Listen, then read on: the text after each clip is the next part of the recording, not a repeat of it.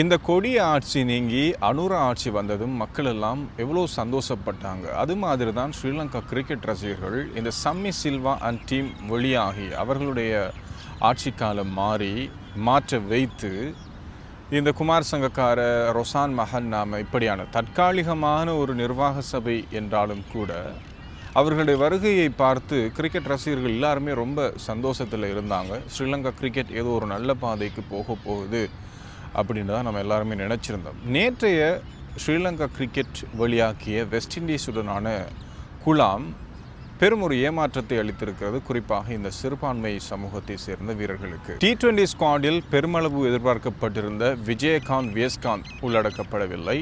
ODI ஒரு நாள் போட்டிகளில் அந்த பட்டியலில் முகமது சிராஸ் பெருமளவு எதிர்பார்க்கப்பட்டிருந்தார், அவர் உள்ளடக்கப்படவில்லை. சரி, இந்த வீரர்களுக்கு எப்போ தான் நீங்கள் வாய்ப்பு கொடுக்க போகிறீங்க? நிர்வாகம் மாறிவிட்டது. இவ்வளோ காலமும் ஒரு கொடிய நிர்வாகம் இருந்தது சம்மி செல்வா தலைமையின் கீழ். ஊழல், அரசியல், இந்த மாதிரி நிறைய பிரச்சனைகள் இருக்குது அப்படின்னு நம்ம நியூஸ்ல எல்லாம் கேட்டிருக்கோம். சரி, இந்த ஒரு அரசாங்கம் தான் சொல்லணும். இந்த கிரிக்கெட் அரசாங்கம் வந்த பிறகும் கூட இந்த சிறுபான்மை இனத்தைச் சேர்ந்த வீரர்களுக்கு வாய்ப்பு கொடுக்கலன்னா எப்படி நம்ம கிரிக்கெட், ஸ்ரீலங்கா கிரிக்கெட்டை நேசிக்கிறது? அப்போ எப்போ தான் நீங்கள் வாய்ப்பு கொடுக்க போகிறீங்க? இப்போ தான் பலமும் நலமும் பவரும் நல்ல ஒரு உற்சாகத்தோடு இருக்கின்ற வயது. இந்த வயதில் இவர்களுக்கு வாய்ப்பு கொடுக்கலன்னா ஒரு 30 வயசு தாண்டி 32 வயசானதுக்கு பிறகு நீங்களே சொல்லுவீங்க இவங்களுக்கு வயசாகிட்டு இனிமேல் நல்லா பெர்ஃபார்ம் பண்ண மாட்டாங்கன்னு சோசியல் மீடியாக்கள் எல்லாம் வந்து வரைந்து கட்டி அப்படியே அவர்களை முடக்கி விடுவீர்கள். தமிழ் பேசுகின்ற இவர்கள் இலங்கை கிரிக்கெட்டில் எத்தனை பெரிய சாதனைகளை படைத்திருக்கிறார்கள். அதற்கு நல்ல ஒரு உதாரணம் தான் முத்தையா முரளிதரன். டெஸ்டில் 800 விக்கெட்டுகள். இப்படி பெரிய பெரிய ஜாம்பவான்களாக திகழ்ந்து உலகத்துக்கே பெரும் ஒரு கிரிக்கெட் அதிசயமாக மாறியிருப்பவர்கள் தமிழ் பேசுகின்றவர்கள். இந்த ஜெனரேஷனில் எல்லா சர்வதேச கிரிக்கெட் அணிகள்லேயுமே ஒரு ஒரு முஸ்லீம் வீரரோ அல்லது ஒரு ஹிந்து தமிழ் வீரரோ உள்ளடக்கப்பட்டிருக்கிறார். இந்தியாவில் அது வளமையாக நடக்குது. மற்ற நாடுகளில் முஸ்லீம் வீரர்கள் இருப்பார்கள். ஆனால் இலங்கையில் தான் இதுவரை காலமும் இப்படியான ஊழல்கள், இப்படியான இன பிரிவினைகள், பாகுபாடுகள் நடந்துகிட்டே வருது கிரிக்கெட்டை பொறுத்த மாட்டில். ஸ்ரீலங்கா கிரிக்கெட் முன்னேறணும், வளர்ச்சி அடையணும் அப்படின்னு சொன்னால் லசித் மலிங்க அண்மையில் வேகப்பந்து வீச்சாளர்களை கண்டறியும் ஒரு சேட்டத்திட்டத்தில் இறங்கி இருந்தார். அது வரவேற்கத்தக்க ஒரு விஷயம்.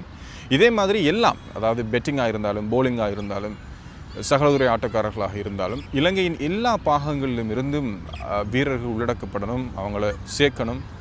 ஒரு ஒட்டுமொத்த இலங்கையை ரசிக்கக்கூடிய அனைத்து மாகாணங்களிலிருந்து வீரர்கள் வந்தால்தான், மாவட்டங்களிலிருந்து வீரர்கள் வந்தால்தான் இந்த ஸ்ரீலங்கா கிரிக்கெட்டை நம்மால் உளப்பூர்வமாக நேசிக்க முடியுமே தவிர அரைச்சமாவை அரைக்கிற மாதிரி எத்தனை வருடங்கள் சென்றாலும் இதே வீரர்களுடைய பெயரை, முகத்தை தான் பார்க்கக்கூடியதாக இருக்குது. இப்போ வெஸ்ட் இண்டீஸுடனான போட்டிகள் ஜூன் 3ஆம் தேதி அடுத்த மாதம் தொடங்க போகிறது. வெஸ்ட் இண்டீஸில் போய் விளையாட போகிறோம். வெஸ்ட் இண்டீஸ் அவர்களுக்கு சாதகமான மைதானம், நல்ல ஒரு ஃபார்மில் இருக்கின்றார்கள். இந்த தருவாயில் அதே டீம் தான் இருக்காங்க.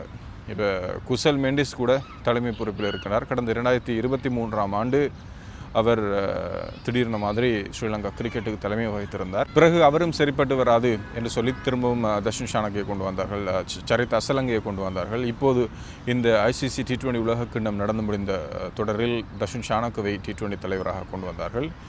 மீண்டும் இப்போது குசல் மெண்டிஸ் ODI மற்றும் T20 போட்டிகளுக்கு தலைமை வகிக்கின்றார். வைஸ் கேப்டனாக கமிந்து மெண்டிஸ், அதாவது 2 மெண்டிஸ்கள் இப்போது நியமிக்கப்பட்டிருக்கிறார்கள் தலைவர், உபதலைவராக. கமிந்து மெண்டிஸை பொறுத்த மட்டும் 2016, 2018ஆம் ஆண்டு ஆசியா கிண்ண போட்டிகளில், அதாவது மற்ற 19 போட்டிகளில் தலைமை வகித்திருந்தார்.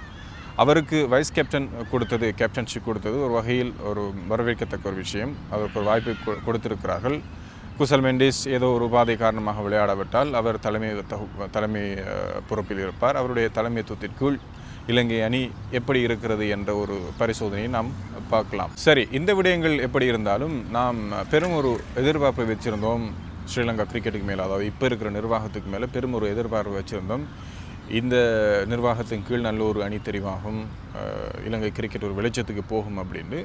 ஆனால் ஆரம்பத்திலே இந்த ஸ்குவாட் அறிவிச்சதுக்கு பிறகே மனமுடைஞ்ச மாதிரி தான் இருக்குது. அதே வீரர்கள், நம்ம எதிர்பார்த்த தமிழ் வீரர்கள், தமிழ் பேசுகின்ற வீரர்கள் யாருமே அங்கே இல்லை. சரி, ஒரு ஸ்குவாட்டில் 15 பேர் கொண்ட அந்த வரிசையில் உள்ளடக்கிட்டு ஒரு 2 போட்டிகளை கொடுத்தாச்சும் நல்லா பெர்ஃபார்ம் பண்ணால் அணியில் வச்சிருக்கலாம் தானே. அது கூட இல்லாமல் எல்லாருமே நுவான் துஷாரை எடுத்திருக்காங்க. ஸ்ரீலங்கா கிரிக்கெட்டுக்கு எதிராக வழக்கு தொடர்ந்தவர் பினூரா ஃபெர்னாண்டோ. எத்தனை போட்டிகள் தான் இவங்களுக்கு கொடுத்து அவங்களும் சொதப்பி மீண்டும் மீண்டும் அவங்களையே போட்டு அரைச்ச மாவை அரைக்கிற மாதிரி. என்ன இதுக்கு ஒரு தீர்வே இல்லையா? நமக்கு மாற்றம் உலகத்தில் எவ்வளோலாம் கிரிக்கெட்டில் மாற்றம் நிகழ்ந்துகிட்டே வருது. இந்தியாவை பாருங்கள், ஒவ்வொரு T20 குழாத்துக்கும் ஒவ்வொரு வீரர்கள் புது வீரர்கள் அறிமுகமாகிறார்கள். அவர்களும் ஜெயிச்சு கொண்டே வராங்க. அவர்களை யாராலுமே வீழ்த்த முடியாத அணியாக மாறிக்கொண்டு வராங்க. காரணம் என்ன? நாட்டின் எல்லா பக்கத்திலிருந்து நல்ல திறமையான வீரர்களை அவர்கள் உள்வாங்குகின்றார்கள். அதுதான் காரணம். அதற்காகத்தான் இந்த IPL வைக்கின்றார்களோ தெரியவில்லை.